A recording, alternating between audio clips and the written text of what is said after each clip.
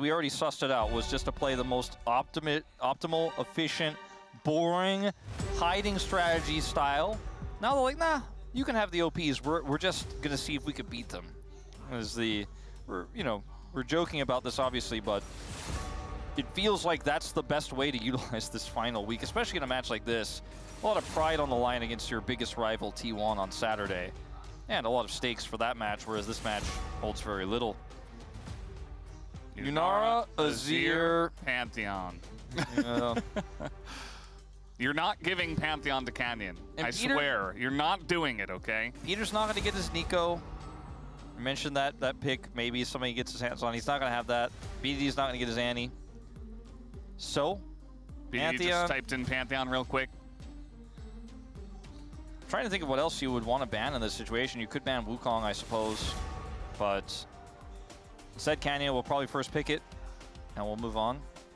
Varus is available, but not the same prio with the nerfs as he used to be. So, guess what? There's a monkey in the slot. Yeah. Who could have guessed? So the Rumble seems like a very obvious pick for Perfect. Extreme Comfort and the best top laner in the current patch. Seems like a lock. Going to be going for BDD's Rise as well. Yeah, interesting with the Rumble in the top lane to play this. Have not seen this very much. This duo prioritized like this, just because it's not a lot of side lane pressure necessarily. The Aurora, likely to be piloted by Keen in this draft, is going to be the counter pick for this Rumble. They're not going to try to run Gwen into this. Keen has lost this matchup to Rumble on Gwen and then carried the game later anyways. There's the Orianna, which has been a very common response to the Rise. Great with Wukong. Pretty solid setup here. Like, I want to see the answer here from KT Rolster, and it feels like it's just a Sivir deterrent as a response. Rather see the Trundle, to be honest. A lot of power in this pick right now. Yeah, feels good into the Wukong. And, you know, can set up a lot of plays with the Rumble, especially even the Rise. So, going to be the top side here for the side of KT as we will move down to the bottom side of the map, as is customary. Yes, this is the way we do it now. Corki, I think, deserves a look. Follows up incredibly well on GENG's comp, and Ruler has absolutely dominated on the pick. Now, they can pick it away on red side here first if they want. It's a risky ask. There's no Nico this time for Duro, so it's not going to be a Corki Nico lane, which GENG has surprisingly gotten their hands on recently more times than I think they ever should. See what the ban is going to be in response here to this Recon. They'll ban the Corki themselves. Corki's really good. I like the respect that he's getting. It just feels great into their engage as well that they have on the side of GENG. Can Valkyrie out of a whole slew of things that they already have. Not to mention probably the engage support that will eventually follow. Something like a Rel does feel pretty good actually with KT Rolster's composition, because you don't have hard engage right now to set up your equalizers. You have Pillar for zoning, you have Rise roots, but that sort of ability to actually turn and re-engage after GENG go in with their combo would be very strong for their comp, I think. But as long as they don't pick it here. Yeah, I think okay so. With yeah, because if you pick it here, then you're opting to just lose to a Bard lane, or even like Lucian Braum, which GENG could absolutely pick. They'll take the Bard themselves. There you go. We're learning. Improvements. Peter, I think I want to say I pulled this stat out when I was casting with you that Peter has never played Bard before. I think this might be his first career Bard game. So we talked about, oh, it's an issue, he can't play it. Now he's playing it for the first time. Has an interview on it. Has an interview on the space. Picks Bard his next game. Coincidence? Yeah, I think not. Pyke? Wait. I think yes. Pyke. Okay. So what are we doing? What are we doing with this? Pyke Lucian? Yeah, I mean, Duro Pyke played Caitlyn? this before. It's good into Bard.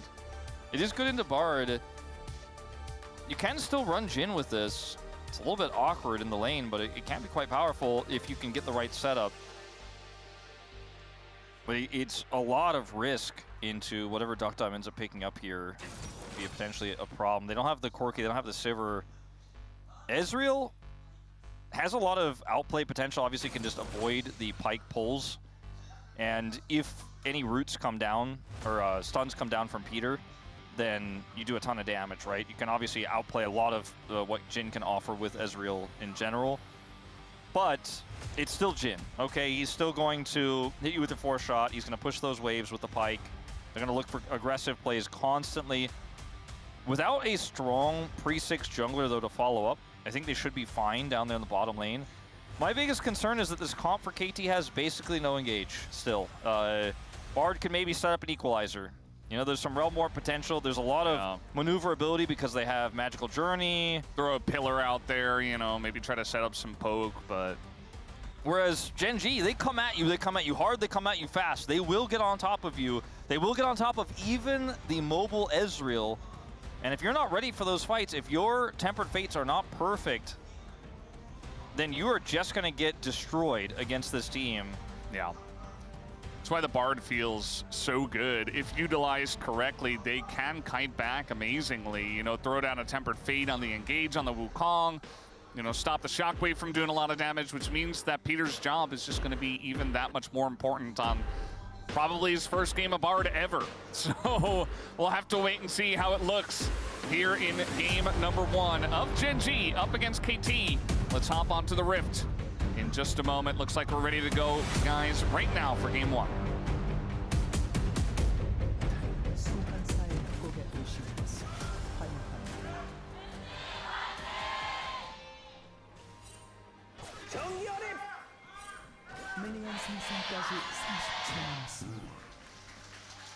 Sounded like Rumble was trying to get into the fan chant there.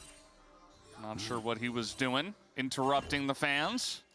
I have once again, myself, verified that this is Peter's first Bard game professionally ever, across Challengers and LCK. He has never played the pick until now. And he has been one of the better performing players for KT, one of the more consistent performing players throughout the entirety of the year. Obviously, BDD Cuz kind of put them in a different box. I mean, of perfect Duckdom and Peter. Now, Duckdom has really turned it on at the end of the season, but I think even before that, Peter was really showcasing quite strong performances, which is part of why they were leading that race into D+. When we ended up getting to that final match, the tiebreaker came through. They got into the Legend group. See how this 2v2 does eventuate here, as Jin still hits hard, even though you do have a range disadvantage here in the support matchup. And Ruler and Duro have been known to win matchups that you don't on paper win. Yeah, they're just really good. I mean, there's a lot of times where they will make the lane theirs, as that was pretty close, but no cigar this time around. And of course, level 2 will be hit here first by Duckdom and Peter Peter actually already has it.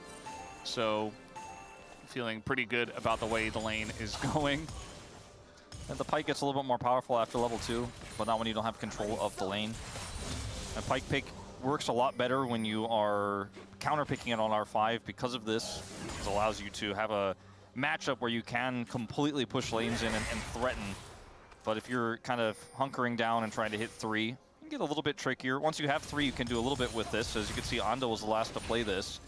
Kind of shocking, actually, that we haven't seen this in this long. Perhaps it was played in LCK Cup, but it's a pick that we see actually quite a bit in the LCK. As a niche pick, not like a staple, but it's not that rare, as even a player like Ando will pull it out. Yeah, we've seen, you know, the Blitzcrank and a Bard as well. It just feels like these hook champions, Bard is very annoying to lock down, but if you can pull him at the right time, you certainly can make him a lot less effective.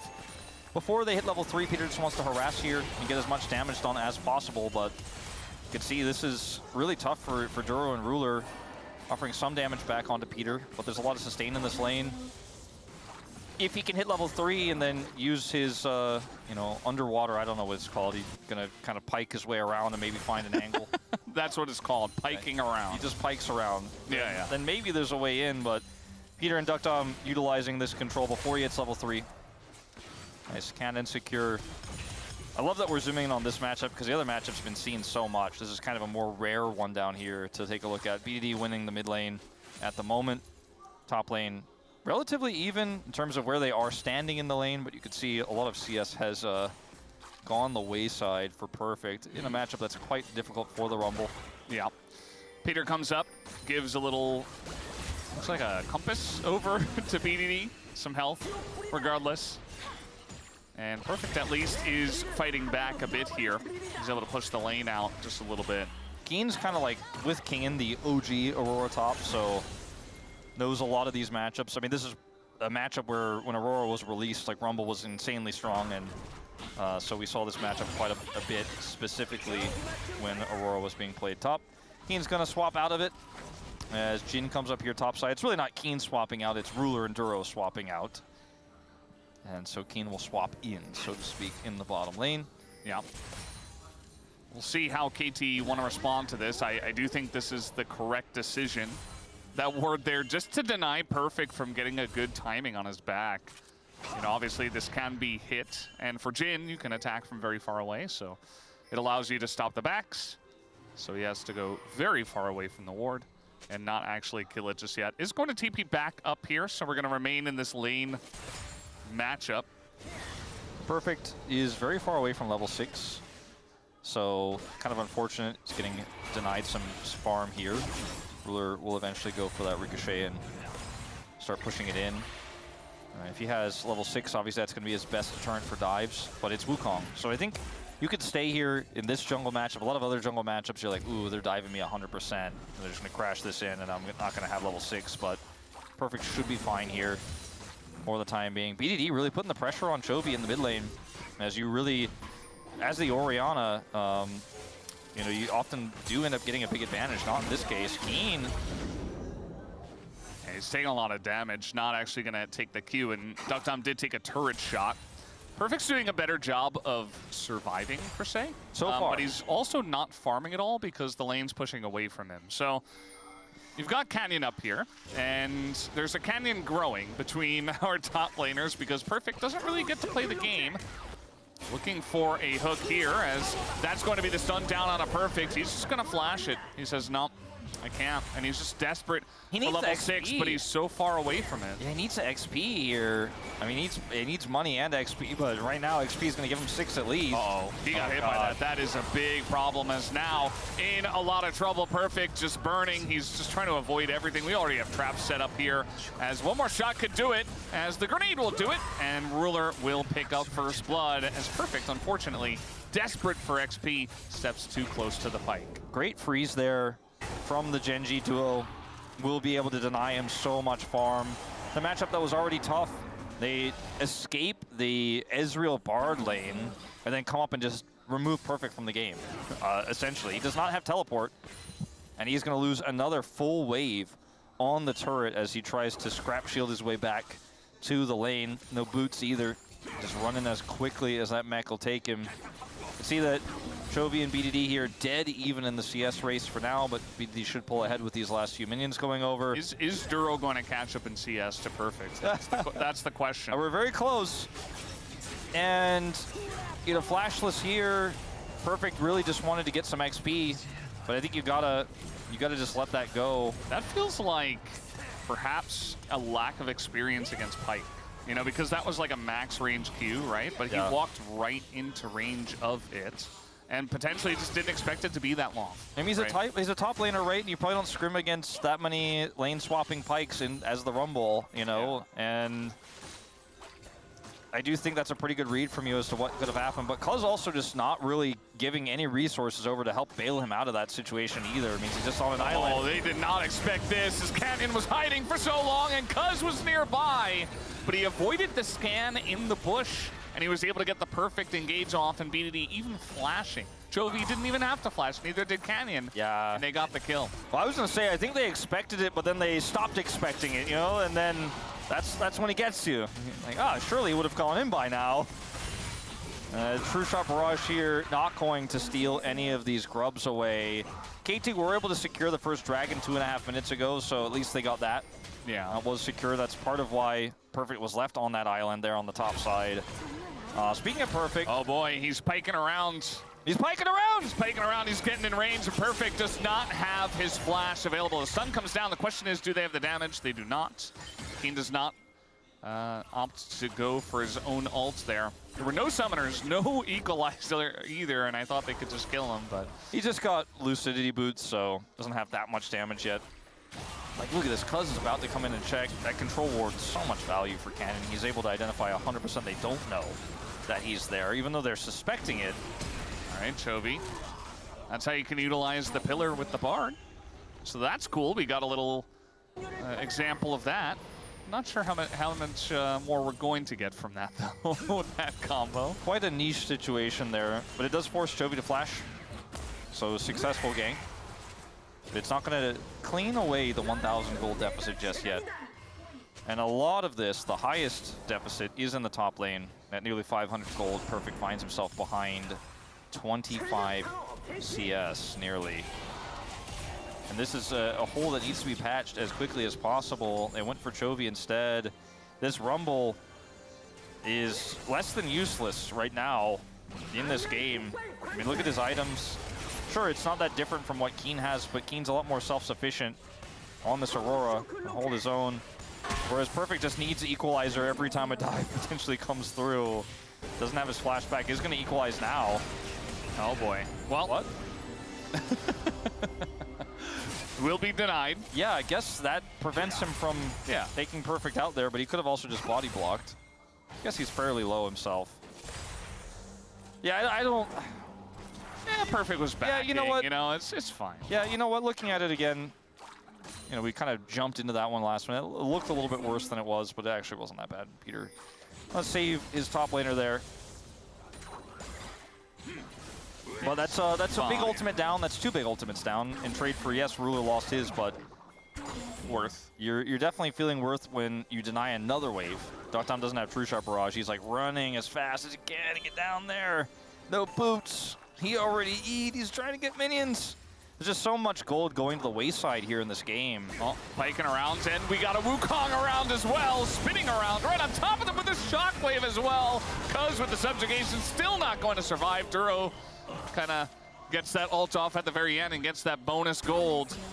And man, GENG already nearly 3,000 gold ahead 11 minutes in. Is this just going to be like a repeat of the first series we had today, Wolf? It starts to feel like it may be. At least KT got an objective. As they are trying to deny one at the same time, speaking of objectives, but there's just not enough KT here. There's too much GENG. They absolutely cannot. He has to flash away.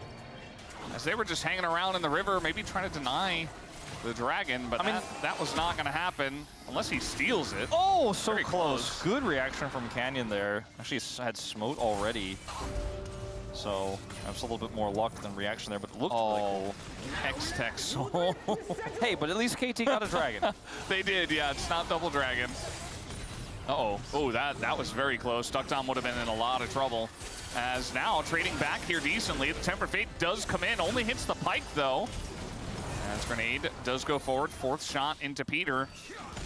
As Ruler going to open up now, and there's not really much that Peter and his friend can do here. Just going to have to Magical Journey away, as the Temper Fate had already been used. Yeah, not much they could do there. I don't think they can all in on Ruler in that moment either, as Ezreal at this point in the game, when the ult hits only Duro. Duckdom now down his flash. This is a bit of a rough one here. Is in this scenario, you know, it's just the combo, right? Like, very simple. And it's not even like Canyon went in to carry the ball. Chovy is just like, well, I guess this is an angle. I'm going to press R, and drops the ball on top of the fight. Canyon gives the funny Yumi, because that's the state of the game, as they just find some KT players and then kill them. Yeah. Canyon, in his long career, is finally beginning to use a bunch of emotes. Yeah. I don't know if you've noticed, but it's the thumbs up are coming up. He's going the direction of Peanut, you know, which is good. I would like if our players used more funny emotes and made comments on the game in their own way. That's where you get the coaching from the general manager, you know? That's when the general manager's like, hey, can you like showcase some more personality in the game? Come on, Canyon. You don't always just have to win the world championships and LCK titles to show everyone how cool you are. How about pressing T sometimes. I think it's very fun. Oh, hooked over the wall. Magical Journey also over the wall, just in the other direction. Big banana brush control being taken here. There's no objective at the moment. They just want to take over the blue buff jungle of Cuz, and they will be successful at doing that. The spike comes down. As Perfect is down 2 levels to Chovy, who really wanted to go for that kill, but probably smartly does not. As Temper Fate gonna come out, but the hook's still gonna go off for the 4th shot. Gets it done. Peter is dead in his first game of Bard. That looked really funny. It almost looked like Ruler Gale forced him for a second there, and I got PTSD, I had flashbacks. Oh boy. Duck Dom, I'm gonna miss that Q. As Ruler is also going to flash that emote there, knowing that things could have gone a little bit differently if Duck Dom had flash and that Q connected. Going back to this play, like they knew GENG were there pushing the blue buff away. Cuz is aware of it. It's just a root here, a pull. And Ruler is just happy to take more money. He does not lose in the mid, 1v1/2v2. When he moves out of the bottom lane, it feels like this season. Whatever he's accelerated on, he will just push you out and kill you. There's so many pings up here in the top lane. Chovy has checked 3 of the brushes. Will he check number 4? Yes, he will, but it might not matter as the root comes down. There's 4 people here. Shockwave used. He will flash away, but the pillar saved, and the chomp does come in. BDD would have loved to have that gold. Still decent on a Trundle there. Chovy does get got. He did his due diligence, but he didn't realize they were alcove gamers all along. He could have sent that ball over the wall. The ball over the wall! Ball over the wall! Wow, okay, that was pretty cool. Pyke also very good at, roaming around, piking around in his case, just like the Bard, so having a big map impact already is Duro. Yeah, he's really quite mobile on this pick and is constantly fishing for these angles. Has his Umbral Glaive completed, so if you look at the map, there's not a whole lot KT can see right now that GENG can't, and there's going to be even less with a Pyke roaming around the jungle. It'll be very annoying. Feats of Strength picked up, if you didn't catch it, and then like what the Feats of Strength are. We're still explaining that. Probably by maybe next year we won't do it anymore, but it is good to know. We also still explain what the dragons are. Like, people got to learn. Chovy here trying to check every possible angle because we saw the vision there, and if you were watching the vision toggle that the observers had, it's like there's not anybody showing on KT. And look at the map. They're like, okay, there's like we have the whole map on vision, and I don't see anybody, so they've got to be ganking Chovy. But Chovy's like, I checked, still got him. Small victories here for KT. Only a 4,000 gold deficit. Anything is possible. He like double, triple, quadruple checked too. Like he really should have gotten the ball over the wall though. That would have been the final check that actually saved him. That's I mean, in the comms, if you look back, sadly we didn't have that for Chovy. I'm pretty sure he said, I should have checked the ball over the wall. It's Chronicler now on stage. He's taking over Chovy's spot. I can't do it like he can. Nobody can. I can get pretty close, actually. Yeah, why I'm pretty good at it. Why didn't you though? I mean, I have before. I just don't want to, don't want to overdo it. Yeah, you think we have a long series ahead of us here? Yeah, there's a lot of time left in this, so I don't want to annoy people too early. It's only the end of game 1. Which is definitely going to go 3 games for sure. Does KT come back on blue side? Surely. I mean, looking at it, it's hard to explain this game in terms of like what KT can do. What they can do is deny a charge. It's a big shockwave. They just ran over that ball. Keen has taken so much damage for seemingly no reason. We also did have a fight in mid as a kill went down onto Duck Dom. Peter also died down there. And Ruler's really enjoying his life right now. BDD did get a bountied up turret on the top side. I was going to say that's nice. There's 2 things they can do. They can deny the charge of the Herald with Tempered Fate. They don't have Tempered Fate anymore, but they can deny the charge, and then BDD can get bounty gold. Duckers. There's no way he eat forward there. Duckers. Ducky. Oh, the predicts! That was crazy. That was actually insane. Canyon angles this away from the husk of the turret so that the Herald can still sit here and hit. Like, he's Herald maxing. Keen, I don't know. How did Peter die? Yeah, what is he even? I was just watching Keen. Hold on. Anyway, this is a Herald maxer. He calls it. He's like, all right, I'm gonna like do a little wraparound because of the Bard ult. Let's watch Bard. Shockwave. Aw. So I saw all the damage that Chovy did, but I guess maybe he like pulled the ball back at the very end and died to the torch. Maybe. But it looked like he had enough health to live, but either way, he did not, as we saw. KT can't see a whole lot. We didn't see what happened there, so we're just kind of vicariously living through them in this case. Yeah. I'm sure Peter knows how he died, although he probably doesn't want to. Second death of the game has not made the impact on this Bard for this comp that I think they were looking for.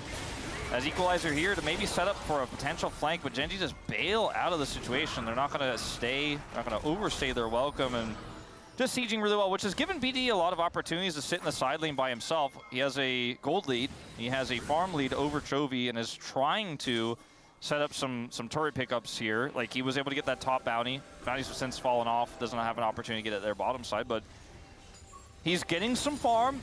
He's looking for his second item, which will make him survive a little bit longer in potential team fights that could occur, where KT gets to take a 5v5 where they're not have like their legs tied together and their hands tied behind their backs. Yeah. With their blindfolded, which is kind of how they have to play this game right now. There is a weight tied around their ankles, you know, it's pretty rough. It's rough going for them. We're just gonna start off the Otacon. Because why not? Because you have a Wukong with flash, Aurora with ult, everybody's here, and KT are just trying to leapfrog Vision forward. That one ward, that's all they got. That's all they got. Yeah, the hook is going to sail wide. Keen really trying to get the angle on his ult here. Let's see the turn. The Temper Fate just totally sailing wide onto Keen, and it was only Keen. Hook comes forward. That's onto the jungler. They're trying to take out Cuz. Unsuccessful, though. The damage is going to stop, though, on the... Oh, they're just going to go and chomp it and steal it away, as now GENG, they want to go for the follow-up fight here, because is seemingly incapable of dying, as now Chovy's going to go down. Ruler as well. And KT, a big fight here on the comeback. Realm Warp for the chase, as BDD does not have flash, gets the heal. Equalizer miss. Ooh. All right, they're really desperate to get more. They really want to cash in on this fight, but they're not going to be able to do quite as much as they would like. Still, flash steal play from Cuz is massive. They win the fight. And now suddenly a 4,000 gold gets cut in half, down to 2,000. KT rolls for some signs of life here.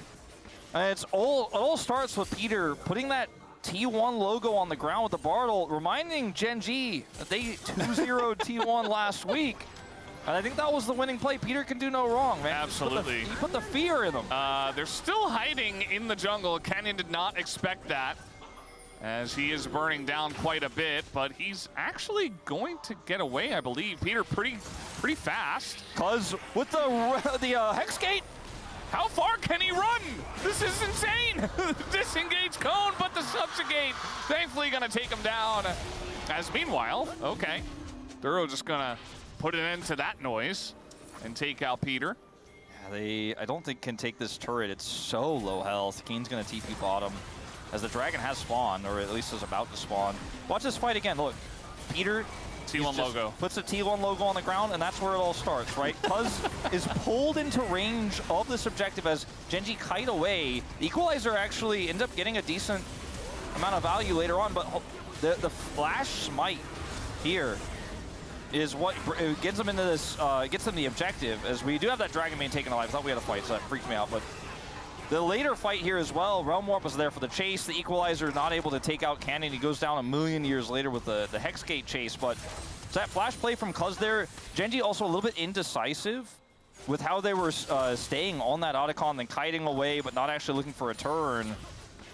And a lot of the combo used on the jungler who doesn't die. You know, the Orianna ult there, not able to take him out. As we move into this setup here now, on the top side of the map, just shadowing for this Ryze side lane. GENG need to be careful because they had full vision over the map, and I think some of the plays we saw, like Canyon walking forward in division there, are a result of them kind of forgetting that they can't see everything anymore. You can still see a lot, but not everything. Yeah, I think a lot of the time GENG kind of just assume they're gonna find a way to win the fights, and they're right most of the time, but definitely have to cross your T's, dot your I's, and your lowercase g's, as you would say, Wolf. Yeah, I do often say that. Maybe that's the one they forgot, you know? They did the others, but then all of a sudden we had that Otacon fight, and all of a sudden it's like, we forgot the lowercase j's. Never forget the lowercase j's. I just think that it wasn't a bad fight opportunity for GENG, and it wasn't a bad Otacon take. It was just the execution was a little bit off and a little bit indecisive. Perfect will be able to complete this TP. And even though that looked kind of silly when you watch it from just the Aurora versus him perspective, there was a big collapse of both Canyon and Duro there. He was able to realize he was being collapsed on Chovy's sim situation. T1 logo on the ground. Chovy hates when people put that logo up around him. That's his rivals. It was a taunt. He didn't actually want to hit Chovy with it. Just making another statement. Peter is scaring him. Peter would do that. This is kind of, you know, one of those moments where, just like the Chovy pick on the top lane before, where GENG like I know you're hiding somewhere. Ooh, very close to catching him against that wall with the pillar, but just barely enough room to slide by. Flashless on this Jhin would have been a huge opportunity there, but just slightly off. And they do escape that big group up from KT that they were able to realize was happening. And now GENG are going to get vision around this Baron. This is pretty massive. KT committing so heavily there for their pick on Ruler. Fail and then reset. And now GENG are like, I'm deep in your jungle again. We go again. Still up 2,000 gold. Yeah, they are so set up here. Like, they cleared out all the vision. Canyon cleared the top vision above the pit, and Duro cleared the bot vision. Look at the amount of farm that BD has still been able to accrue here. He's about to get death cap, and if they just let this turret go but don't take a bad fight, and then BDD gets death cap, I mean, he's starting to become a big threat in this game damage-wise. I kind of agree with this decision for KT. Don't like how they just gave up the control for free, but after that happened, the fact that BDD has TP here means he can, you know, continue to push like this, and had they started Baron, he could be there in a moment's notice and look to fight. And I don't know how close he is to completing that death cap, but he's got to be relatively close here. Maybe they'll give him that gold on blue buff, and that'll be enough. I mean, if you look at his items versus Chovy's, who picks up that Verdant Barrier, he's 800 gold up, so getting close to being enough to actually complete that, you have to imagine. And if they can just buy time for that to happen before they take the next objective fight, that'll be massive. He's going to head back down and clear that bottom wave. And he's got to be getting so close. I still think there's an angle here where GENG have another shaky fight like what we saw on the Otacon. KT could come back and take this game. I mean, there's so much standing gold on the map as well. That outer in mid is still up. BD's backing. Death cap in hand, question mark? Yes. Yep. Yeah, he got it. And now I think KT will begin to posture forward, and they have to. I mean, we have Hextech Drake, Hextech Soul Point already acquired for GENG, so you absolutely have to position for this fight that is bound to break out here in just a moment. The Baron, not even a big consideration. Like, GENG could try to go for it, but they don't have a huge amount of Baron damage. If the fight looks bad for them, or if KT baits out like Canyon's ult, I think they will be happy to just say, well, we have 3 Drakes, you have 1, we'll trade. But until then, they are looking for the big prize here. The Hextech Soul basically seals the deal for them in this game. Yeah. Bit of a zoom out here. Trying to do the blue buff with 18 seconds left until this Drake is spawning. Yeah, it needs to join up, but he's going to get the buff for the whole team at least right before the fight begins, so it's pretty big. There is that. Keen on a flank. Oh, they're just going to come in and wrestle control of this banana brush. And so KT just immediately have to back away, and that's going to give potential flank angles to Keen. I think KT should slow play this. Just play around the Tempered Fate defensively. Make GENG come to you. Maybe set up for the equalizer combo. I mean, the angles here are so good for Perfect, but he's waiting. He's so patient with this. Yeah. So what KT's comp does very well is accept the pressure and back away. but they haven't been able to set up on an objective and actually fight like that so far. So this will be their opportunity. Playing around this Rise side lane is so good. Here comes the engage from GENG. All right, Equalizer comes down. Chovi's just incredibly low already, as now Keen has to flash away, but they just gave up the Hextech Soul, cuz not even able to get in there. The Shockwave for the disengage, and they get out. GENG got away with murder there, essentially, as now the exhaust comes down on the Canyon. He is going to decoy away. As GENG, now they're the ones that can kite because they have Hextech Exactly. Soul. I think that's why they went back in there for a potential Cyclone engage. Canyon's like, look, this is really no loss to us. There's no inherent risk. If they mess this up, we chase them down. We have those slows. He does not end up committing his Cyclone there. They get away. They can kite back, as you said. If that's a Dragon secure for KT, it's a massive win.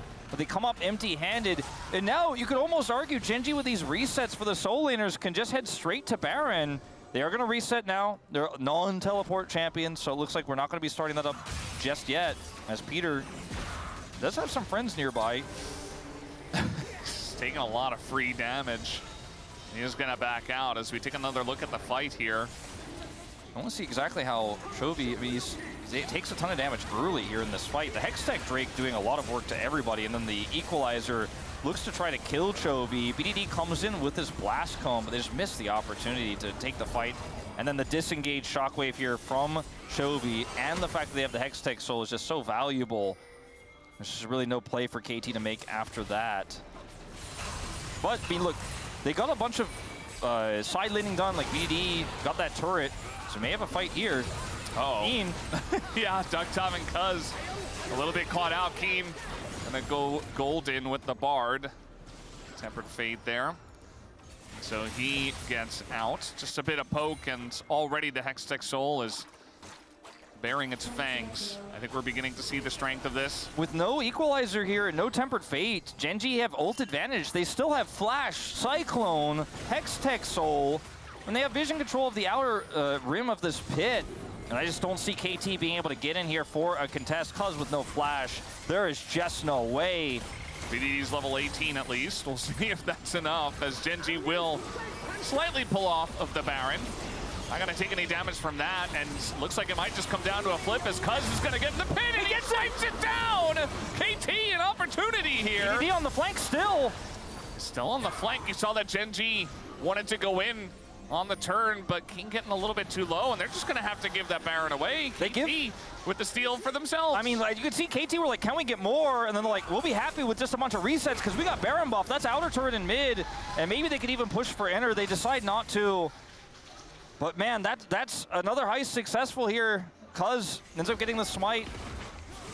And KT threatened the fight with his flank from BDD. That's the most important part of this. As you can see, Duro and Chovy are like, I don't know about this, is too risky. They're not able to deny Cuz's entry. He just walks up and takes it like candy from a baby. And then GENG are like, we can't turn, we can't force this fight, even with Flash Cyclone, because BDD is just lurking on the edge. Look at this.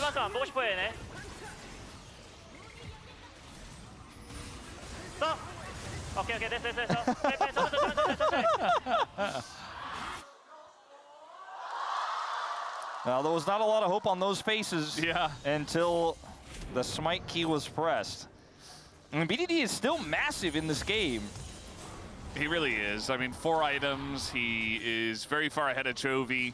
He's Chovying all over Chovy right now. I mean, it's really the only way to say it. Level 18 with the help of the Rod. And he spent most of the game just side lane. Yeah. You know, there's been a lot of just waiting around, and he has taken advantage of that, utilizing Ryze's power, and you look getting as strong as possible. You look at the build of Perfect here as well. It's just safety. He knows he's an equalizer button in this game, and maybe if BDD sets up something big, he could do more than that with the Zhonya's he has, but just knows that he's not the main character in this one. Ducktom inherently safe on this Ezreal. Elder in 2 minutes time, if they could just deal with the pressure here. There's not a lot of great poke in GENG's comp, to be honest, to proc the Hextech Soul. They have to kind of hard engage to get it, or get a, you know, W up from Ruler or something like that, like this. But otherwise, you know, the objective is controlled here right now by KT. They're going to have to hold on to that for 90 seconds here before they can actually start it up. But Hextech Soul, not a big threat if you can't use it to threaten constantly on objectives like this. Well, there's the threat as Cuz moves forward. The Temper Fade not going to hit anything, even with the pillar. They get the subjugate as well, but Cuz going to look to use a Baron empowered recall here to head home and then return. There's plenty of time to step back up on this objective, and KT, they didn't get a ton out of the Baron itself, but buying enough time for just an Elder flip potential in this game. BDD, so large, continues to buy control wards with a lot of that money he has after the Death Cap and Void Staff were completed, because they know this is the last fight of the game. If they win this fight, even against Hextech Soul, they can clean up those health bars and win the game. It's about that smite, and Cuz, he likes his chances this game with the 2 big objectives he's already taken. Sure, wasn't able to stop the Hextech Soul from going over, but otherwise the Otacon and that Baron were his. They have Prio with the last of that Baron, quick resets to come through. This game's suddenly way too close to comfort for GENG. They've been up this 2,000 gold for so long. Yeah. KT have kept it so even, and this massive rise is ready to machine gun. This is going to be the penultimate moment in this first game of the series. I just wonder how BDD ever really gets in range if they continue. I feel like GENG have realized this, and they've just always kept KT at range and never overcommitted. And with the Hextech Soul, Cannon on the flank. yeah, I say that. Here comes Canyon, the Temper Fade already utilized, and now he can't use it on the defense. Peter is just dead. And the damage has been done. The Equalizer does basically nothing, only hits the clone. And the Elder is live. All right, this is where we're gonna have to see some fancy movement from Cuz. Still no flash back up. He's gonna have to walk his way in again. Oh, they have control of Banana Brush. They're just gonna turn here. Perfect is dead. After the Zonias, of course, as down he will go. Duro takes that money to the bank. Duckdom's poke starting to stack up here, but it's not alone enough. BDD's gonna have to come for the flank. He's just gonna have to send it, I think. They can't lose the Elder, but now the turn coming in. But look at the damage. Duro is down. It's already. Toby nearly gonna go down low, but the shockwave BDD had to just run at them, and they kited it out perfectly. As BDD goes down, they don't quite have the damage. Ruler is hunting. And, well, Cuz he's going to try to get out of here, but he gets Elder down instead. And GENG, they were walking a tightrope this entire game.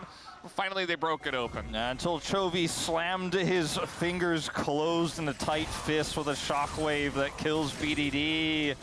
Takes him out of that fight. He was so close to saving this game. He spent a lot of time inside. He was waiting, biding his time for that one big moment. But Chovy said no. GENG say no. And they will win this game that felt like they won long ago. KT made it close. Cuz and BDD made it close, but it's not enough in the end. That's definitely not, as Peter once again going to go down. Unfortunately, not the bar performance I was hoping for from this player. He'll have to go back to the practice room for that one, as GENG will take game number 1. And it took quite a while. Props to KT for making it interesting, because the second I said, is this just gonna be just like series number 1? Immediately KT took a fight on the Otacon, and immediately we kind of had ourselves a game. Still a GENG victory, and still a relatively dominant one, but made pretty interesting by KT. KT making Legend Group and playoffs more interesting here at the end by keeping things close against our top 2 teams in the LCK. It reminds me of pre-Road to MSI, right? KT suddenly on form. Perfect suddenly showing up a little bit. Not so much in this game, but he didn't get any resources. He was landing into an Aurora, got put in a bad lane swap. But this is the kind of KT performance that makes you think, is this team suddenly a contender? We've always had those feelings right before the end of the season, right before playoffs, right before KT maybe makes a run.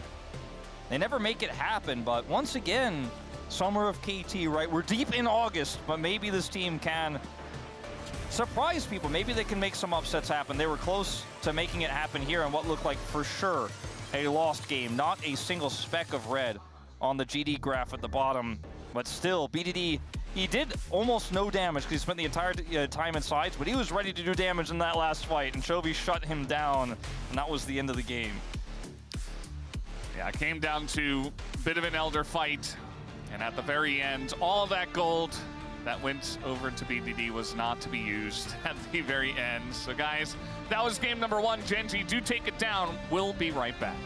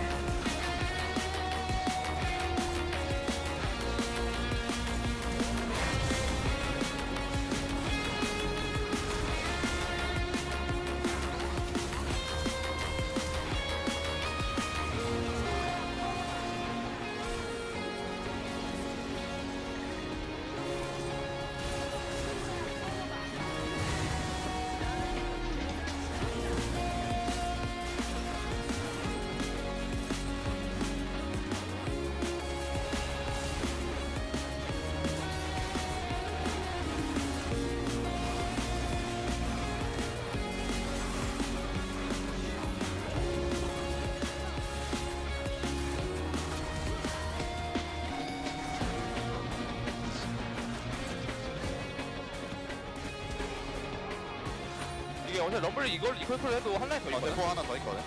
어차피 대포는 럼블이 안 죽어. 아 기동성 빠르긴 해요.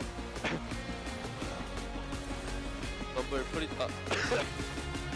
빨리 밀자. 그 김민이 늦게 오게. 빨리 오게. 늦게 오게. 이게 이 라인 클리어 되게 해야 될 것 같아. 럼블. 일단 타워 먼저. 끝났어. 나이스.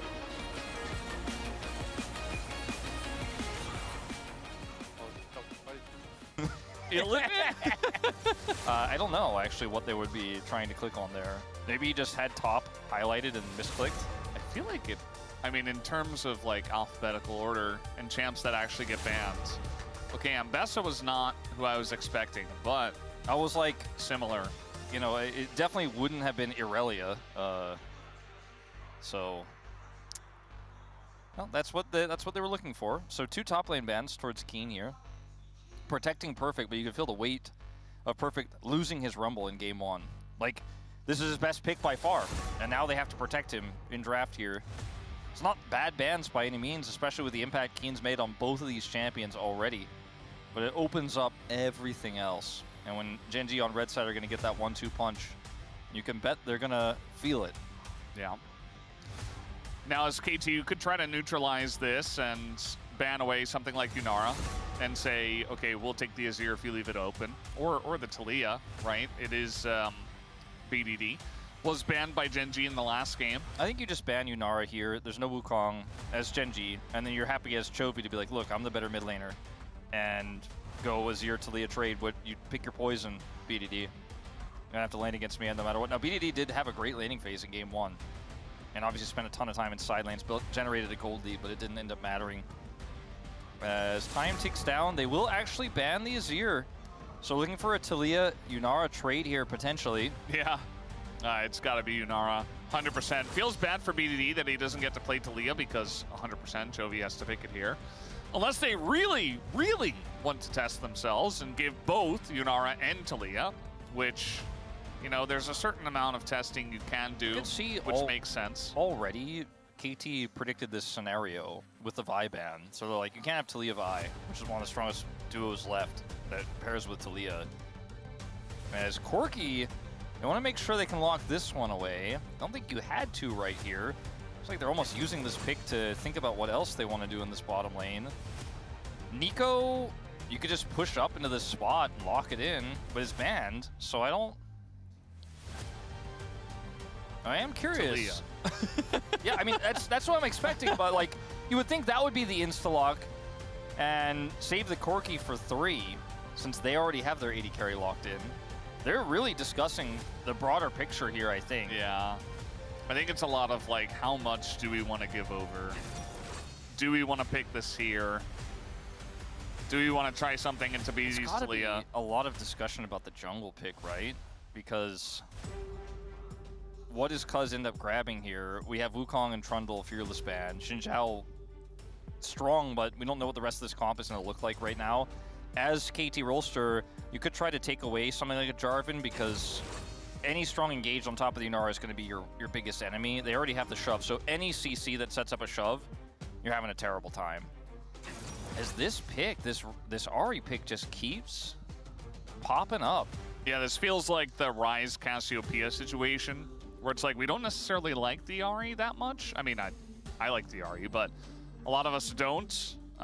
It's just not the way it just Ahri's gets picked into Taliyah all the time. It's just not the way Ahri's been traditionally drafted over the last few years since her rework, so it's surprising to see, but it is doing well in the hands of some of our best mid laners here in the Legend group, as an even Showmaker in the Ryze group.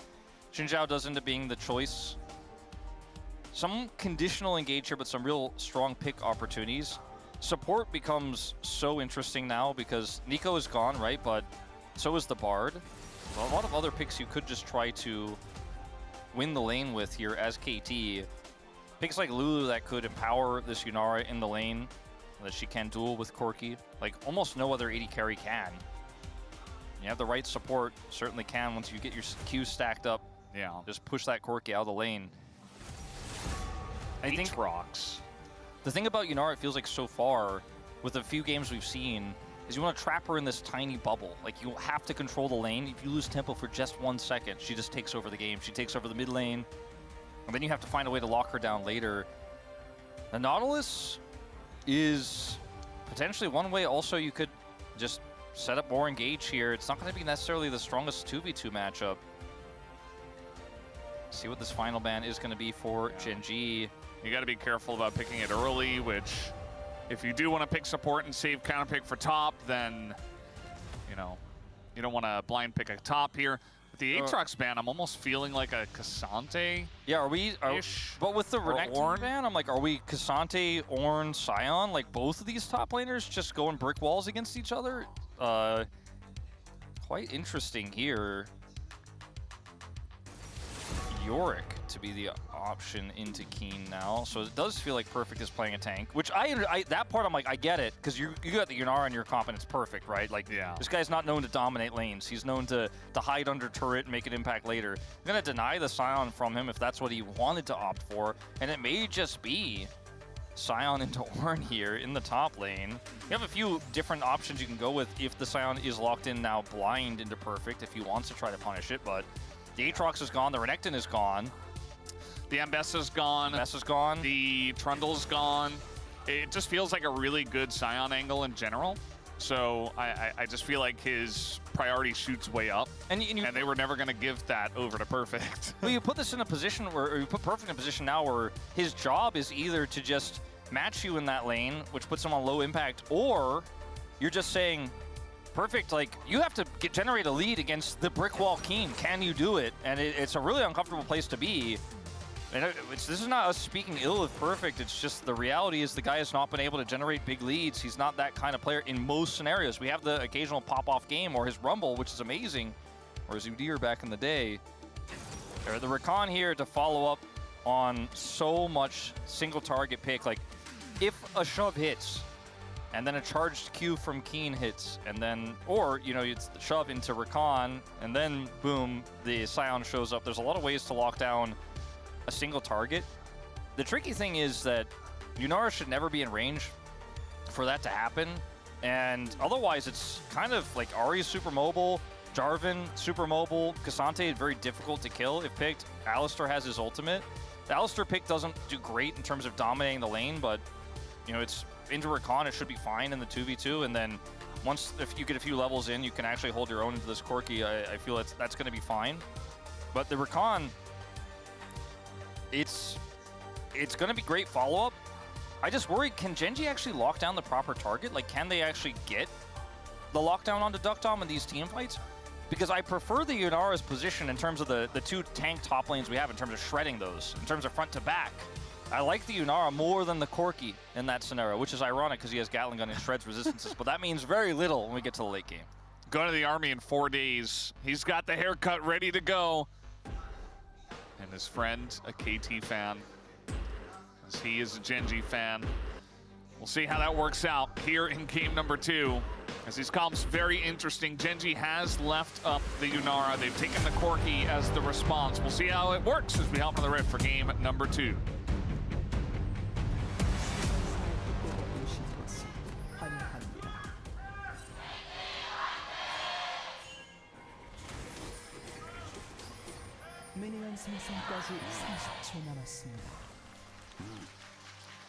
All right, game number 2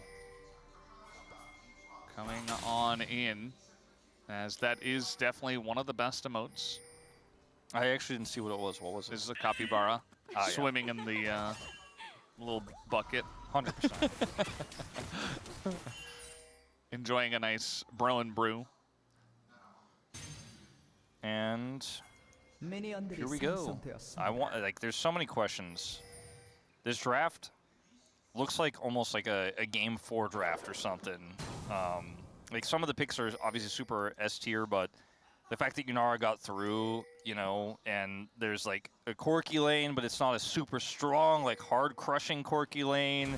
Talia's in, it's Ahri into Talia. These feel like picks that aren't traditionally picked in game 2 like this, but, and especially when you look at like the top lane being tank versus tank instead of a tank versus someone trying to punish a tank. That's rare. It's kind of unique for KT Rolster's situation here. They got their hands on the Yunara. which does feel like a little bit of limit testing here for GENG. Duro spelling it out, trying to figure out their tier list right now. Yeah. Made it very obvious. I mean, GENG don't have anything to lose, really. I mean, even if they lost to KT, they'd be like, okay, whatever. I mean, obviously they're not going to try to, and they want to take this win, as they obviously did in game number 1. But at the same time, level 2 hit here, as Duro is going to hit level 2 himself. They go in for the play, but barrier comes through, as now Duro in a lot of trouble. He's going to flash the fat wall and does get away. And actually a lot of damage is done to Duckdom on the backside of this. If that arc hits Ruler there too, I think there might have been a real opportunity to continue to push and pressure him further and maybe even get his flash. He barriered early there. That arc's going to hit, but man, this lane can be so volatile. Peter gets the heal to try to get behind there. And it's almost enough. Goes for the headbutt combo here.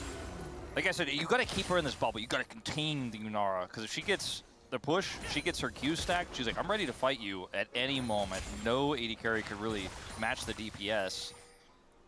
Especially when you have a Rakan, you know, as the support. Not like you're going to be able to lock her down necessarily. Duckdom still has flash here. Duro does not. This lane gets a little bit more volatile now. On the side of GENG and Ruler, you have to be very, very careful, because you got your Valkyrie, but you don't want to use it to run away. You just want to get as much farm as you can, but the tempo is definitely far against them.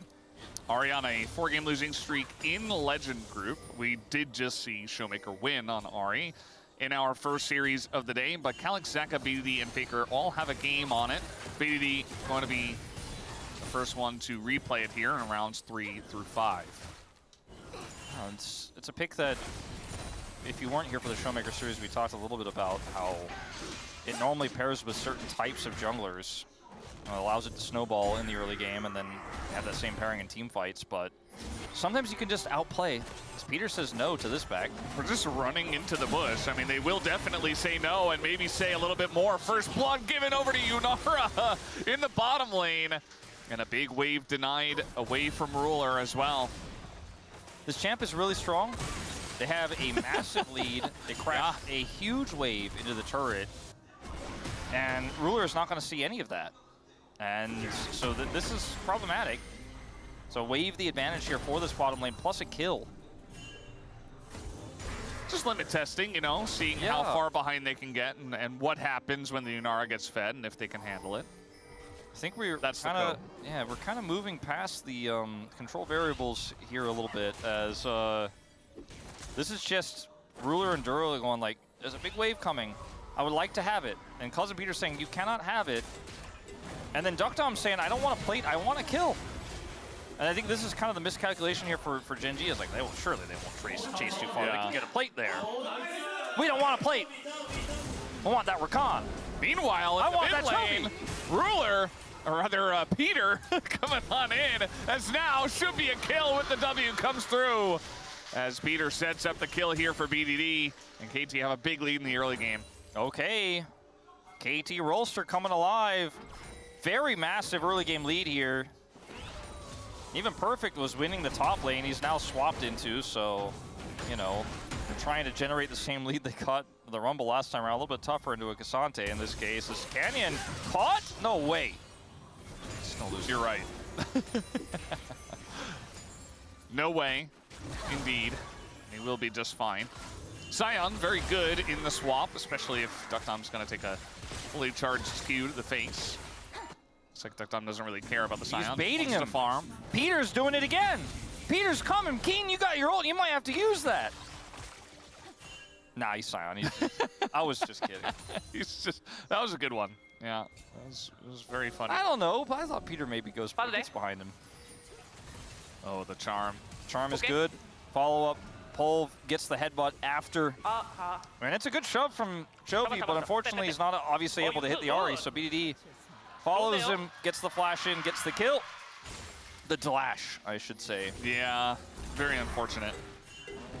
As we're not done here in this bottom lane. This is not a replay. Peter's just hanging around. Yeah. We're doing a good job of zoning him out, but no thought of a kill just yet. Perfect, in the meanwhile, is farming just fine, it looks like, into the duo of GENG. Hearthbound Axe here for Duckdom. Nothing to scoff at. First item by Peter Right. Hex flashing. Here we go again. Shield comes through. Do they have the damage is the question. No, they do not. As they say, cowards and a charged up Q gonna clear out most of the wave. And Keen once again will be just fine. He is fine. Might lose a plate here if Duckdom wants to push the issue, but he might just also take the free back at this stage. They have a control word of vision. See if they want to make anything of this, but they won't. See what he does buy on this back. The lead he has over Ruler remains the same with the swap, so isn't able to snowball or build anything further upon it. Says Rectrix off of this back, and actually we'll head top lane. Because, chill out, buddy. He's got a lot to say. He's clearing the wave, or the wolves rather. And Duro is like, I am Chovy's support now. I don't want to see any more shenanigans here in the mid lane. Yeah, that's fair. You got a flashless Talia. You know, our spacers were talking about. Oh, speaking of which, and now actually trying to set up a play, and absolutely it'll work. It's a setup here to take down BDD.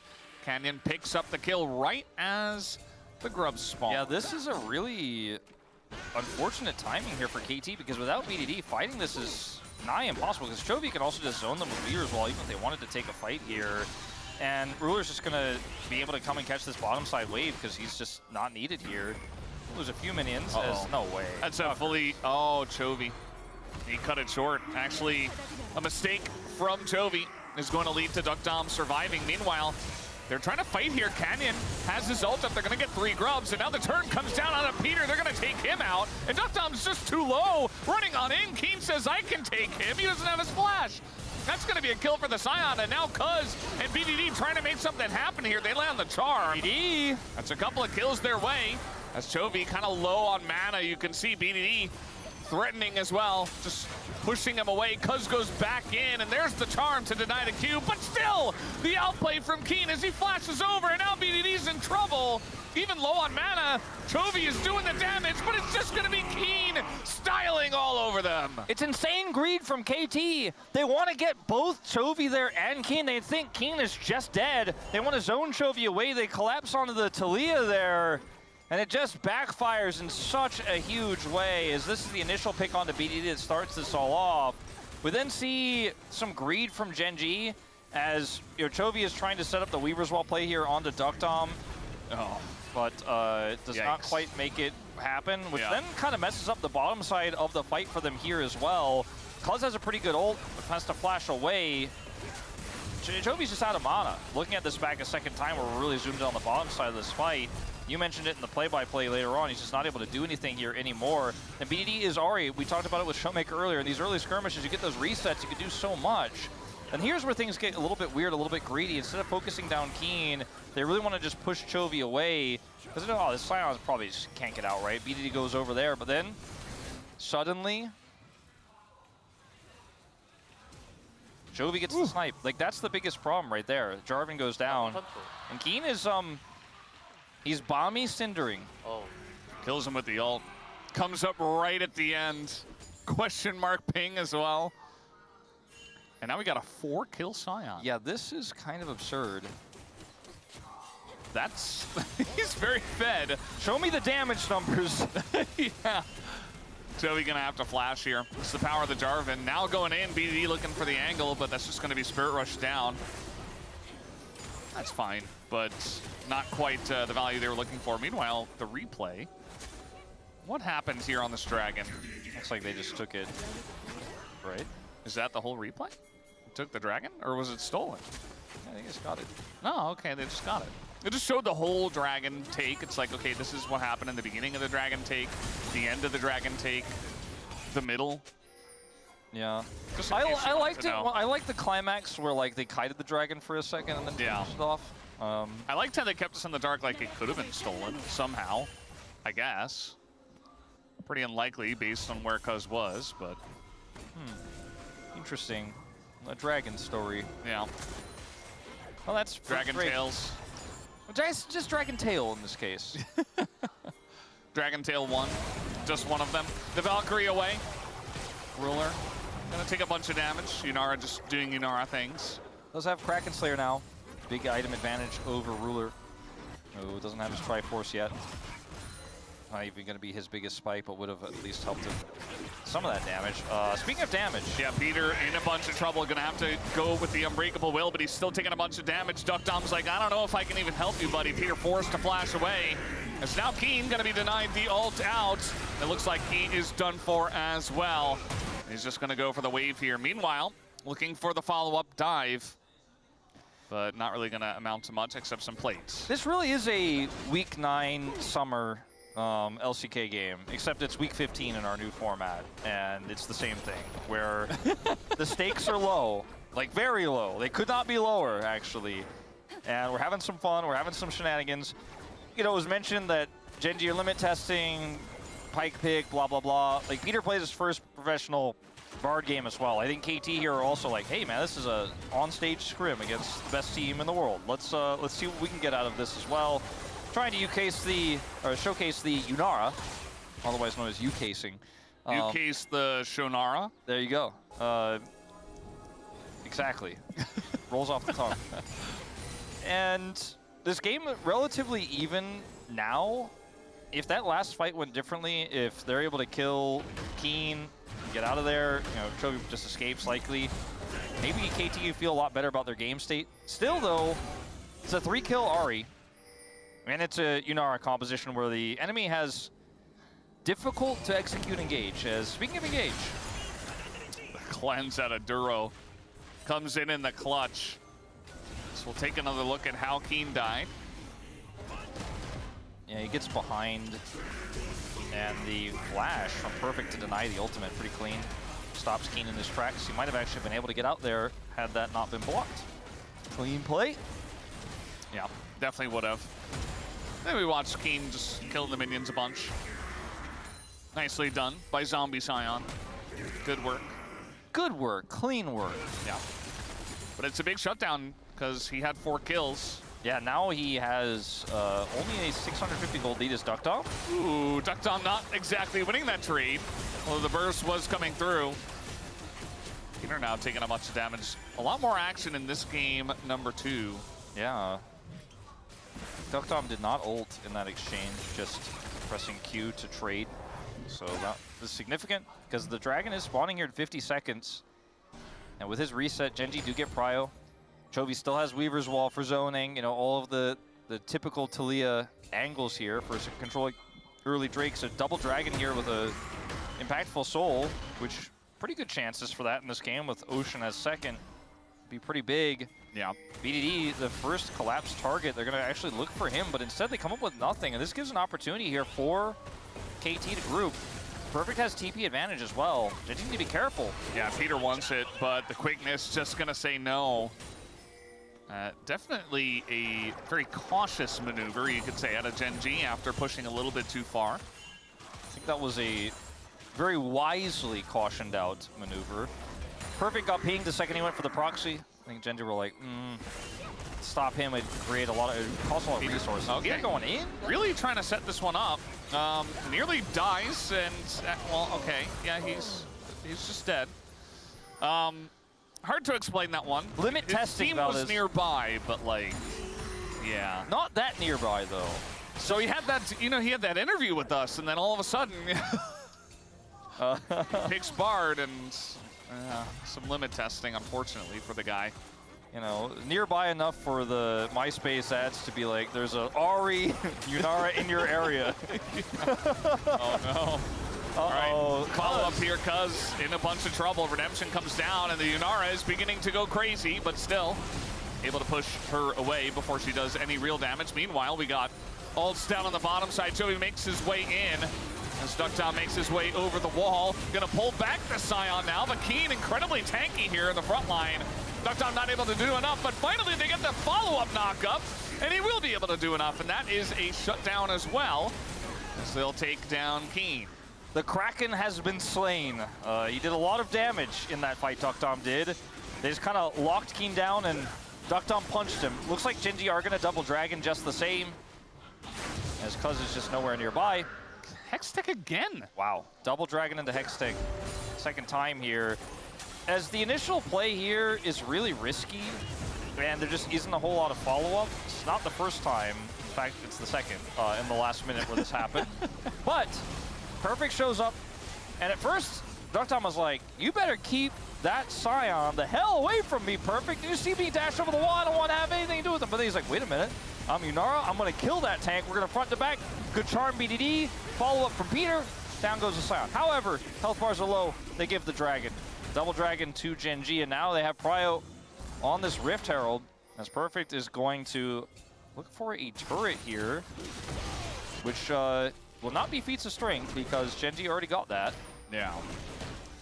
Decently big wave will be denied, but Rift Herald taken by GENG in response. They can use that for the mid lane probably.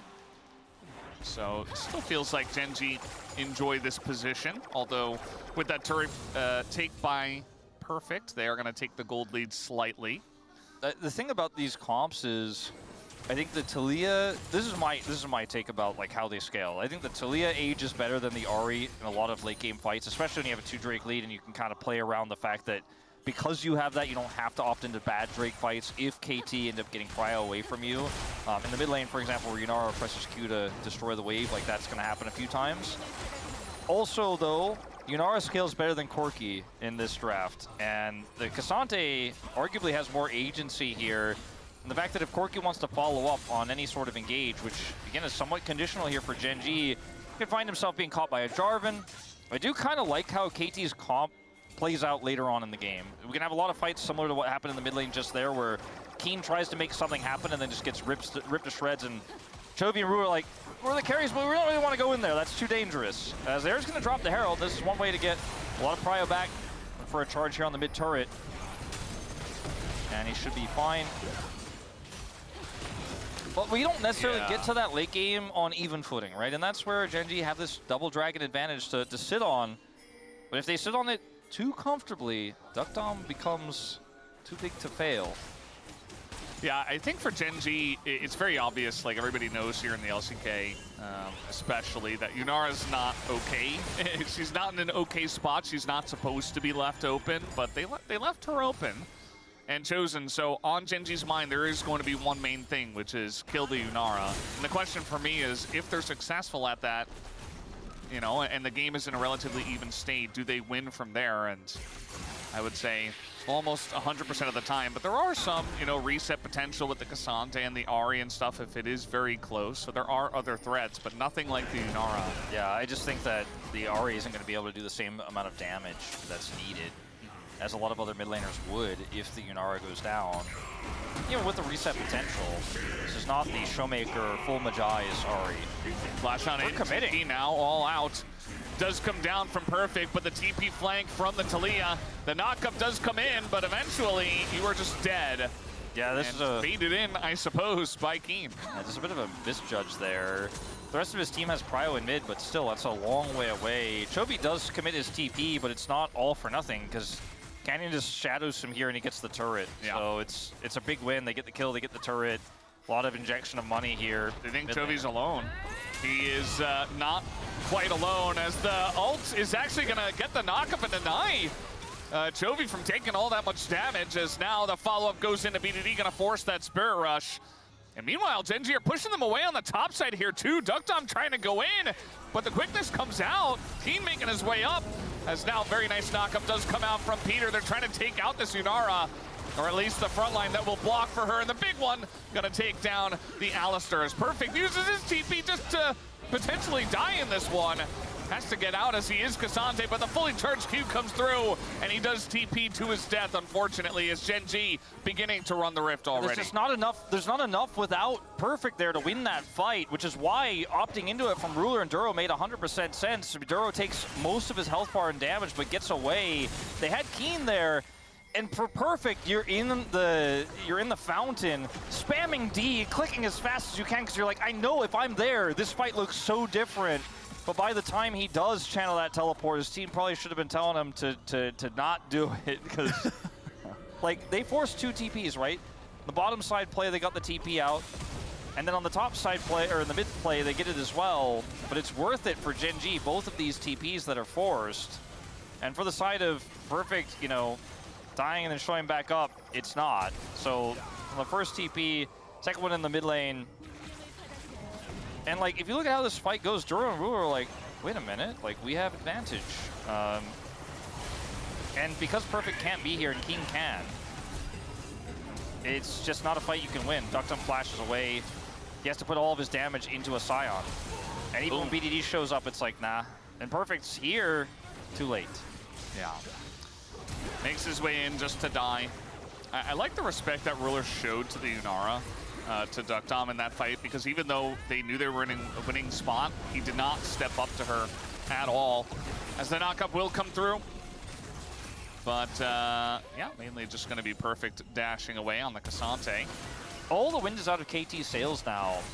And this is a GENG sitting on Hextech Soul Point again. As this is a really big posturing over Otacon vision on top side here by KT. Understand the thought process behind it. They still have that top turret, so I don't know if fighting into this choke point into GENG is the best option. Red buff's picked up for Ducktom. He's coming back over. See if GENG overextend into this Yunara. I don't think so. I'm gonna say no. Yeah. Again, like I said before, she is like really the only threat as Chovy takes a bunch of damage, but does a bunch himself. Duro with the follow-up, and now Cuz just trying to peel, as is Perfect, but look at Ducktom, he's not able to do any damage in this fight at all, as finally they do move over, and they finally remove the Yunara from the game without having to ban her. Just that easy. That was wild what he was able to do there in the last few seconds. I don't know if he should have committed the barrier there, but was hoping to at least get one trade kill to maybe deny this Otacon on the top side. Maybe BDD goes over and tries to slow them down, but a futile attempt. This GENG way better setup, and they were so confident of what their win con is, and Ducktom goes and grabs red buff. He isn't here for so long, but it's not the fight on the over the killing the Yunara, setting up for that engage that's the problem. It's just that Keen gets into this fantastic spot. Chovy can go golden here, and this is insane zoning of the Yunara because Ducktom knows the Rakan can follow up, and GENG just have full control over the fight, so Ducktom has to sit it out until he's 1v5ing. And as well as he almost took Ruler out in that scenario, he doesn't. Uh-oh. Well, that's going to be the end of Peter there as fifth death in this one. It looks like he was just trying to clear out vision, but he walked over a ward, so not exactly sure how he ended up in that position in the first place. I think we kind got of the unfortunate story of Peter today. It kind of feels like we got, in game one, KT having a really rough early game, but kind of a glow up towards the end that made it interesting. Whereas in this second game, we had KT with a great start. Yeah. Until they had the, what's the opposite of glow up? Glow down. Dim down. And the glow was turned down. Yeah. Yeah. They were dim. Just turned off the lights, you know. Because GENG just outplayed them in a few of these mid-game fights, and then suddenly it's like, well, I guess it is the 2-0 we all expected. Aw, I was hoping that KT would show some more signs of life, and they had some great moments for sure. It's just a little bit of the GENG effect, you know? Like, it was so even until we had like one team fight where they were just in a slightly better position, and they played it out much better, and then all of a sudden the game is broken open. Like GENG, you give them an inch, they'll take a mile. We've said this about a lot of teams over the course of, LCK history, but GENG is definitely one of them. It's like you lost a couple of fights and all of a sudden it's 6,000 gold. It's just kind of over. It is the Legend Group experience as well. We talked about this a lot. Rise is crazy, we have crazy comebacks and stuff, but you give one of these good teams and like even a tiny little in, they will take the game away from you. Yeah, it's like for them, League of Legends is solved. Like you give me this, I know exactly everything I need to do to win this game now. I just have too much of an edge. And right now, what to do is to clear vision and hold Banana Brush and choke point control here and say, if that Yunara is going to hit, she's going to have to get in range of our engage. Thura has flash ult. Chovy has Weaver's Wall to zone. Look at his positioning here already. Can do damage to this Baron over the wall at safety, as well as just deny KT entry. Same with Keen. Keen's positioning there was so cool, actually. This wall is not going to deny Cuz, but a Q is, and, well, they have a bunch of CC to follow that one up, and now the turn comes in after the Baron is taken, and down will go Peter once again. The disengage cone comes through, but looks like maybe Perfect will still be punished. Or perhaps not, because he is Cassante. Flash forward from Canyon, though. They want a bit more, and they will get Cuz, at least. for the sins of the Blast Cone. This Cataclysm buys some space here as they look to punish Game. All right, Charm comes through, and well, they are not gonna. Oh, they do get him at the very last moment. As Yunara is just insane, but Ruler is insaner. That was really scary for a second there. If Ruler goes down and Duckdom lives, maybe there's an angle. But 2 times in a row, Duckdom is close, this time much closer than the last. They're not able to end off of this push, even 27 minutes in, but they will just go and take a Hextech Dragon, which in this case can pretty much double as a budget Nexus. It's practically the win. As well here from Chovy, like you said, doesn't get Cuz denied entry to the pit, but they just CC Peter and Cuz down. Cuz has to retreat, which means he can't really peel, so Duckdom, who desperately wants to be doing damage here, just can do very little. He helps slow. And then Cuz sacrifices himself here, essentially, knowing he's dead, to try to Cataclysm to buy some space, and then watch Duckdom. Duckdom's like, I think maybe with this champion I could get it done. Maybe, possibly, with BDD's help going in. But Ruler just does too much damage, bursts him down the last possible second, has to flash some barrier to do it as they both trade, so 4 summoners in that exchange. But Ruler, with the lead he has, just barely gets the better of him. And that means that's a dead inhib in the mid lane. Bit of a TP in here for one of the last few opportunities KT have. The Dragon was not taken yet. Yeah, I guess they're just gonna look for the fight instead. Perfect. Dashing on over. GENG certainly want to force this one. Canyon goes in. And, well, we get a nice little ult into the wall. A little celebration from Keen, perhaps. Duckdom in a good position here. Follow up from Peter, looking pretty good, though. As now the Q does come in. Duro just going to try to frontline, but Duckdom still not accounted for. Perfect, gonna carry Ruler over.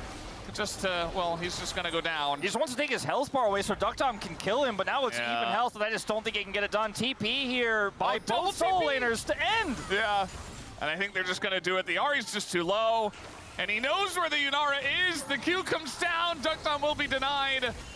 And it looks like he'll just leave the job to Chovy, as Keen just denies any back from the Ahri. Yeah, Peter's here, but he can't do damage. Oh, this is beautiful stuff, as very much a lot of gold, but I love the way that they're ending this game, denying all the backs and denying any chance, any hope to the side of KT Rolster of denying this 2-0. As Cuz is here, but they're just letting the minions do it. They don't even want to hit the Nexus themselves. Down it will go, and in 30 minutes, GENG win game number 2. Well, it was a pretty interesting series. Still a dominant 2-0 from GENG, but there were moments where you had doubts, you had questions. KT turning things around in game 1 nearly with BDD just sitting in sides and stacking up piles and piles of gold for one last team fight where he was shut down by Chovy. In the second game, though, it was the Ruler show, as he was able to duel Duckdom in so many pivotal moments, take him out first so that he could not clean up the fight. Oftentimes, though, GENG just won the front to back with the gold lead they had, the positional advantage they had, and it was just Duckdom against 5. And Yunara is broken, but not that broken. This is the kind of game where if you vote 80 carry, you're kind of like, I mean, it was another Ruler quirky game, but yeah, he was able to outplay so many of those really pivotal moments. And Duckdom was so close in so many of those fights to maybe running away with it. Even in that last fight, there's an angle for him, but it's not enough. And Perfect, like, sacrificed himself. He's like, if I can get Ruler to 1/3 and you're at half, maybe you kill him, maybe you can stop it. But then they just, GENG are like, we have another win con, by the way, double TP, see you later. It's very interesting what GENG did tonight, where it's like, okay, we're just gonna let a bunch of interesting stuff through and, you know, some counter picks and stuff like that, but we're also just gonna prove not that these picks are handleable, but that we can handle anything. You know, like, I don't feel like they've really tested anything too much. Like, yeah, they gave over Yunara, that part is obvious, but like, I think they only beat the Yunara because they're just a much better team. Yeah. I don't really think it's a specific pick or, you know, a specific combination or so KT so many fights that, or so many leads that KT had across the map, and then it's moments like this where you just underestimate, and then you're like, wait, no way. And Keen gets the ultimate up, which is hilarious. boom. But he also just, like, He burned him with Bombi Cinder while Chovy is just doing so much damage with like no mana. It's fights like these where Doctom is like, I'm ready to carry. Oh, my team is dead. This is a problem. Let's see if I can solve it. No, not quite. He Like, almost Ruler, got a kill. This fight too, you know, you look at Doctom, you're like, can they get him? Can they kill this guy? Is he actually just going to be too big of a problem to solve? Like, look at how he's just kiting back. And GENG are like, we got to get him. Can's like, my ult's down. Like, look at Canyon go back and forth. He's like, I don't like this. Yeah. And then what happens? Duro goes in, doesn't catch Doctom. He dies. Keen's like, I'm trying to get this guy. Somebody kill this Yunara. And then Perfect's trying to peel for the Yunara as well, dies.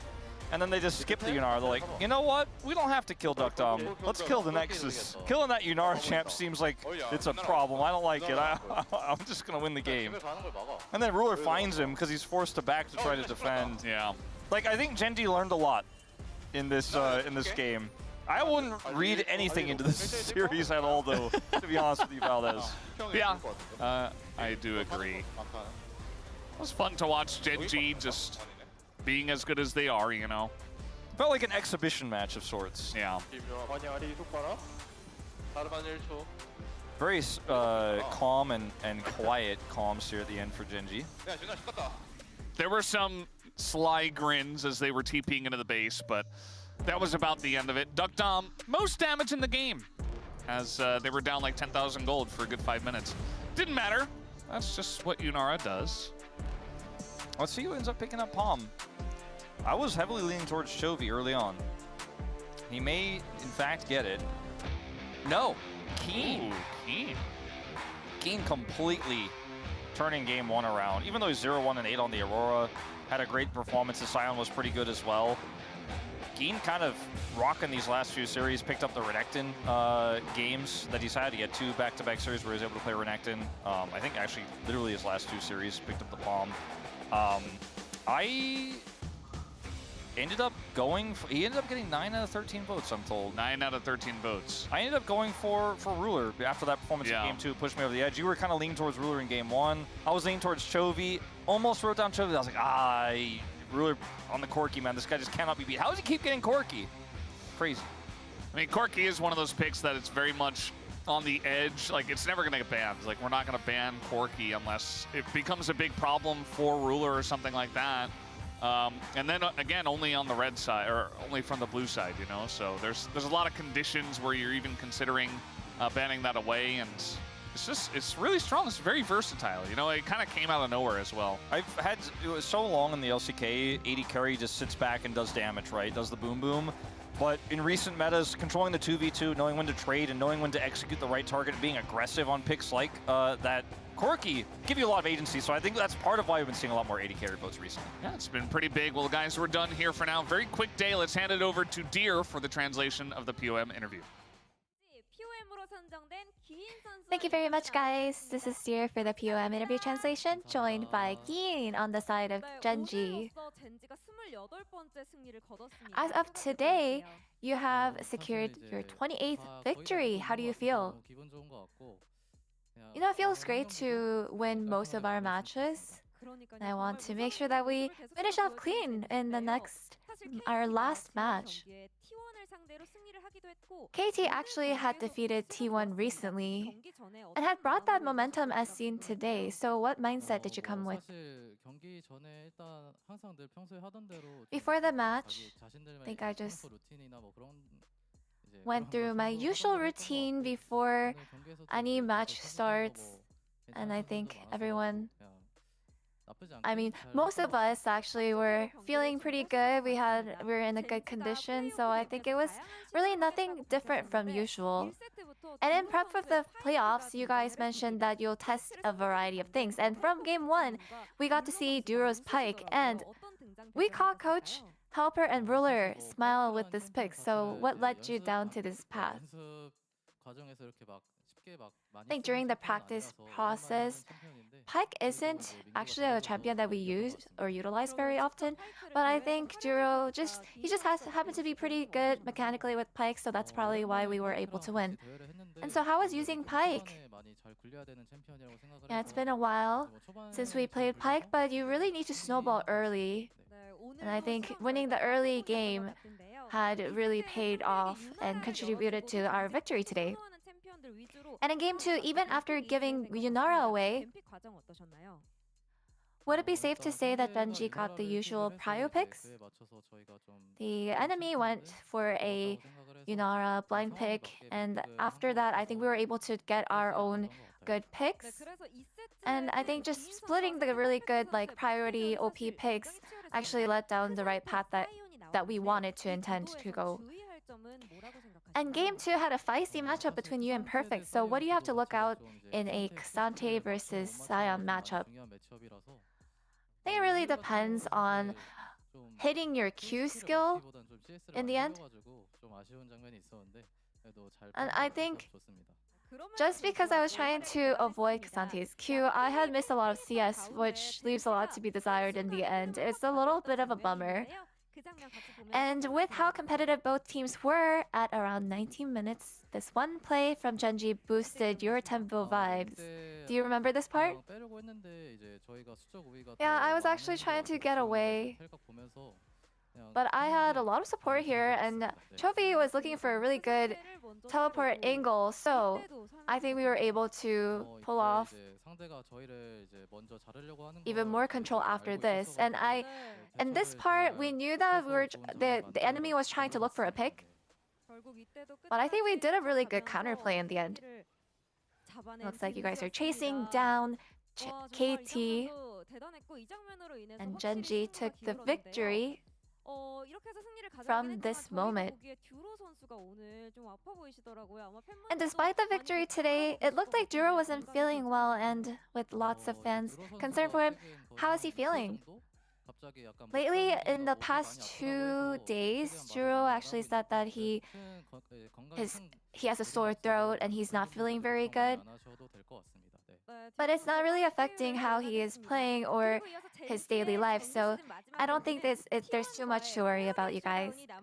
And as for your last match in the regular season, you will have a Saturday showdown with T1. What will you focus on? Yeah, it'll be entertaining given that our last match is against T1.